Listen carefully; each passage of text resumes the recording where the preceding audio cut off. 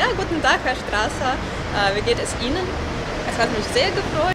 Таких, як Катя, тут на Заході називають self-made персоною. Чоловіком, який зробив себе сам.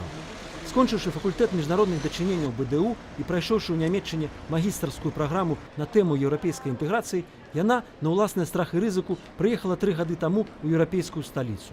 І вже сьогодні яна ведучий працівник Ради ділового супрацовництва Білорусь-Єврозв'яз, де незалежний консультант шерегу європейських політичних партій, де агентствів, комунікацій і піару.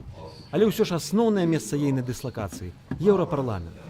Тут сустракаеш прадстаўнікоў міжнароднай супольнасці з усіх краін свету і не толькі еўразвязу. І менавіта ў еўрапейскім парламенце разумееш, што такое сапраўдны еўрапеец. Зразумеўшы, што такое сапраўдны еўрапеец, ды ўспрыняўшы мясцовую бельгійскую культуру, Кацярына ўсё ж ні на хвіліну не забываецца пра свае карані.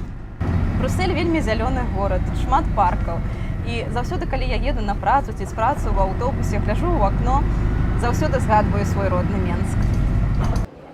Артыкул «Беларуска, якая будуе масты паміж Брусселем і Менскам», які нядаўна з'явіўся ў адной з брусельскіх газетаў, не стаў сюрпрызам для калегаў нашай зямлячкі.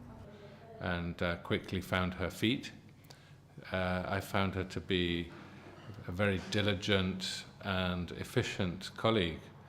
She has great social skills. Professionally, I think she's very responsible, organized, gets her stuff done, likes to have a structure, a plan, and which is very helpful for me. Мае незалежны кансультант з Беларусі і амаль штодзённы структураваны план на дзелавую супрацу нашай краіны і Еўропы, якая, нягледзячы на палітычную сітуацыю ў нашай краіне, на меркаванне Каці, можа і мусіць развівацца ўжо цяпер.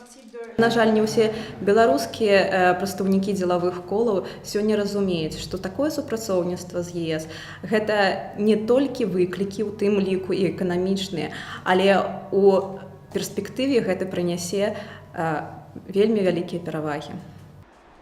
А каб гэтая перспектыва была, наша зямлячка, акрамя лабісцка-кансультацыйнай дзейнасці, актыўна займаецца і арганізацыяй міжнародных бізнес-канферэнцыяў. Дапамагае ёй у гэтым веданне замежных моваў – нямецкай, ангельскай ды польскай. А нядаўна Каця пачала вывучаць яшчэ адну – французскую.